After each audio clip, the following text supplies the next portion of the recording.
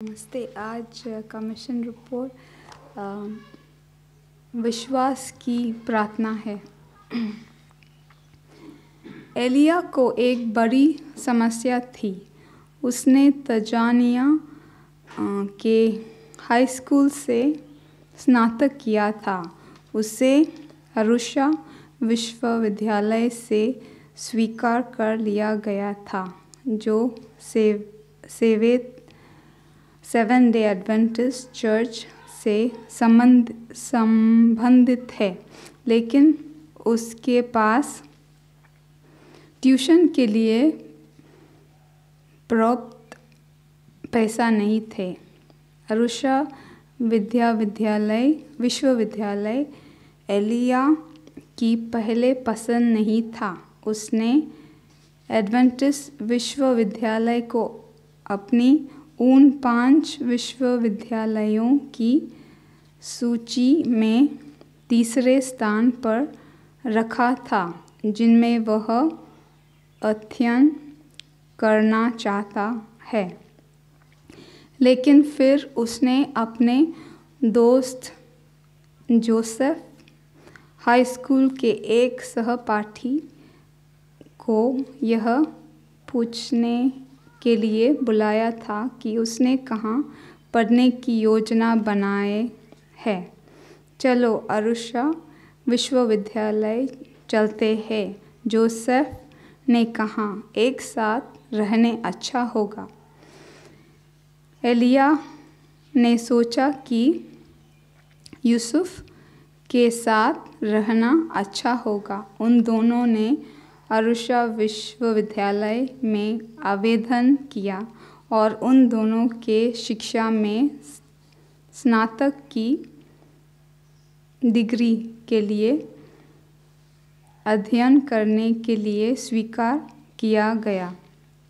एलिया और जोसेफ ने एक दूसरे को बधाई दी और परमेश्वर के धन्यवाद दिया, लेकिन दोनों के पास विश्वविद्यालय के अपनी ट्यूशन के पूरी करने के लिए पैसे की कमी थी।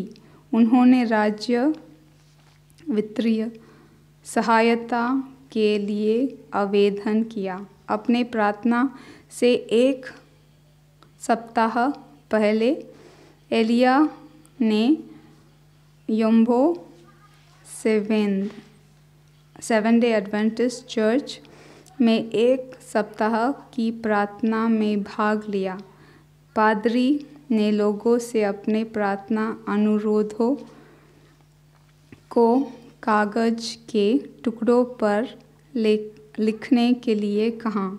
एलिया के लिए आश्चर्य की बात, उसने खुद को प्रार्थना अनुरोध नहीं बल्कि कृतज्ञता की प्रार्थना लिखते हुए पाया।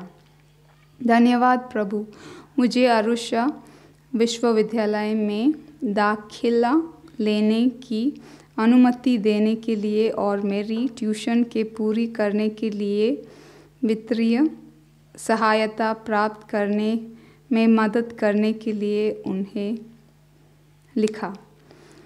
उसे कोई वित्तीय सहायता नहीं मिली थी, लेकिन उसने यह विश्वास करते हुए लिखा कि ईश्वर इसे प्रदान करेगा।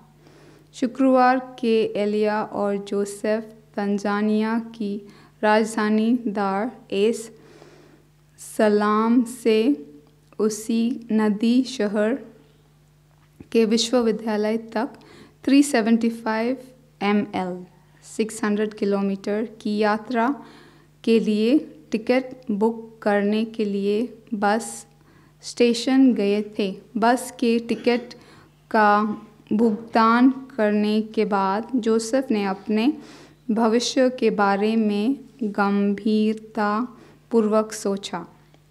उसने कहा, हमने अरुषा के लिए टिकट बुक कर लिया है, लेकिन जैसे कि आप जाने हैं, हम वहाँ अजनबी हैं। हम बिना किसी वित्तीय सहायता के कैसे जीवित रहेंगे? क्या आप परमेश्वर में विश्वास करते हैं? एलिया ने पूछा। हाँ, लेकिन जोसेफ ने कहा। एलिया ने उससे फिर पूछा, क्या आप जिस ईश्वर पर विश्वास करते हैं, क्या वही ईश्वर नहीं है जिस पर मैं भी विश्वास करता हूँ? उसने कहा, हाँ। जोसेफ ने कहा। एलिया ने कहा, चूंकि परमेश्वर ने हमें बस टिकट बुक करने की इजाज़त दी है, वह हमें जीवित रहने में मदद करेंगे। उस दिन बाद में एलिया और जोसेफ को यह खबर मिली कि उनकी वित्तीय सहायता को मंजूरी दे दी गई है।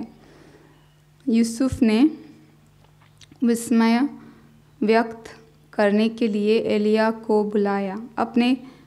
उसने कहा, आपने जो विश्वास दिखाया वह ज़बरदस्त है। सबक के दिन एलिया चर्च गया और सुखद समाचार साझा किया।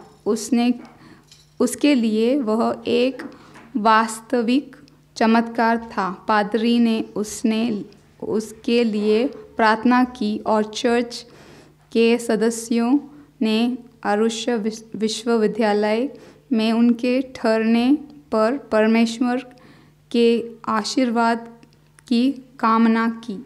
आज एलिया यूनिवर्सिटी में अपनी पढ़ाई ख़त्म कर रहा है। उसने कई छात्रों से मित्रता की है जो सबत पालने के कारण अपने विश्वविद्यालयों से